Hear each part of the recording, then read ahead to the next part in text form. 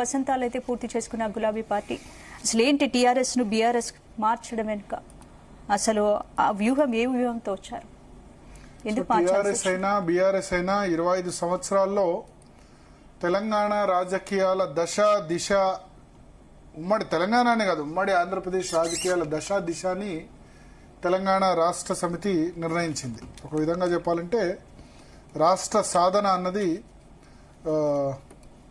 TRS వల్లనే జరిగిందంటే అతిశయోక్తి కాదు. మిగతా వాళ్ళు కూడా ఉన్నారు, బట్ టీఆర్ఎస్ అంటే తెలంగాణ రాజీనామాల సమితి అని కూడా అన్న సందర్భం కూడా ఉంది. 2-3 రాజీనామాలే ప్రధాన అస్త్రంగా ఆ పార్టీ చేసిన ఏదైతే పోరాటం ఉందో ఆ పోరాటాన్ని డెఫినెట్గా మెచ్చుకోక తప్పదు. మలి దశ తెలంగాణ ఉద్యమం మొత్తం కూడా టీఆర్ఎస్ కేసీఆర్ డిక్టేట్ చేశారు మిగతా రాజకీయ పార్టీలు. అంటే మిగతా రాజకీయ పార్టీలు ఏం చేయాలో కేసీఆర్ దాన్ని ఏమంటారు పర్ఫెక్ట్గా చెప్పారు. అంటే కేసీఆర్ వలలో మిగతా రాజకీయ పార్టీలు పడ్డాయి. ఇప్పుడు ఎగ్జాంపుల్ ఆయన చెప్పారు, తెలుగుదేశం పార్టీ జై తెలంగాణ అనిపించడానికి తెలుగుదేశం పార్టీ పూర్తిగా తెలుగువారికి ఆత్మగౌరవం కోసం ఏర్పడ్డ పార్టీ కూడా జై తెలంగాణ అనగదప్పలేదు. అట్లా భారతదేశంలో 36 రాజకీయ పార్టీలు తెలంగాణను సమర్థించాయి. ఆఖరికి చిరంజీవి పార్టీ ప్రజారాజ్యం, వైఎస్ఆర్ సిపి, అన్ని పార్టీలు కూడా దేశంలో ఉన్న అన్ని రాజకీయ పార్టీలు రాష్ట్రంలో ఉన్న అన్ని రాజకీయ పార్టీలు కూడా ఒక సిపిఎం తప్ప అందరూ కూడా జై అన్నారు. దాంతోనే కదా December 9 స్టేట్మెంట్ వచ్చింది. 2009 December 9 స్టేట్మెంట్ అన్ని రాజకీయ పార్టీలు ఓకే అంటున్నాయి కదా, ఇంకేంది అడ్డంకి అని.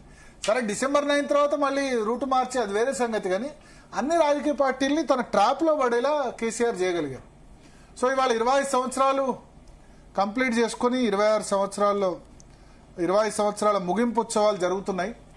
అయితే ఇప్పుడు 26 సంవత్సరాల తర్వాత మళ్ళీ కష్టాలు మొదలైనాయి. అంటే 2000 సంవత్సరం నుంచి ఎస్పెషల్లీ కొన్ని గుడ్ ఫేసెస్ కొన్ని బ్యాడ్ ఫేసెస్ ఉన్నాయి బీఆర్ఎస్కి. 2000 సంవత్సరంలో మొదలైన వెంటనే నిజామాబాద్ జడ్పీ చైర్మన్ గెలుచుకోవడం, అట్లాగే కరీంనగర్లో కూడా ఆల్మోస్ట్ జడ్పీ చైర్మన్ సొంతంగా నిజామాబాద్లో గెలిచింది. కరీంనగర్లో కూడా జడ్పీ చైర్మన్ కాంగ్రెస్ పార్టీతో కలిసి అక్కడ సంతోష్ రెడ్డి, ఇక్కడ కేవీ రాజేశ్వరరావు ఇద్దరు కూడా జడ్పీ చైర్మన్లు అయినారు. జడ్పీటీసీ, ఎంపీటీసీ, సర్పంచ్ చాలా గెలుచుకున్నారు. 2004లో ఏకంగా 26 మంది ఎమ్మెల్యేలు, 5 ఎంపీలు అక్కడ టీఆర్ఎస్ నుంచి గెలిచిన సందర్భం. టఫ్ టైం అంటే మళ్ళీ 2007లో రెండోసారి రాజీనామా చేసినప్పుడు, 2008లో రెండోసారి రాజీనామా చేసినప్పుడు, కరీంనగర్ బై ఎలక్షన్ తర్వాత రెండోసారి రాజీనామా చేసినప్పుడు, మళ్ళీ ఎమ్మెల్యేలు ఎంపీలు రాజీనామా చేసినప్పుడు ఆ 2 years వైఎస్ రాజశేఖర రెడ్డి మరణం వరకు కూడా టీఆర్ఎస్ కు టఫ్ టైం. ఇక ఇప్పుడు మళ్ళా 2009 నుంచి ఇంకా ఉద్యమ బాటలో టీఆర్ఎస్ కేసీఆర్ ఏం చెప్తే అది నడిచింది. ఇక టఫ్ ఫేజ్ అంటే 2023 ఎన్నికల తర్వాత జరిగిన ఓటమి, పార్లమెంట్లో 0 సీట్లు రావడం. ఈవెన్ 2004లో కూడా కాంగ్రెస్ పార్టీతో కలిసి పనిచేస్తే 5 సీట్లు వచ్చాయి. 2009లో రాజశేఖర రెడ్డి సమయంలో కూడా 2 ఎంపీలు గెలిచారు, కానీ పార్లమెంట్ ఎన్నికల్లో 0, జూబ్లీహిల్స్ ఎన్నిక ఓడిపోవడం. ఇప్పుడు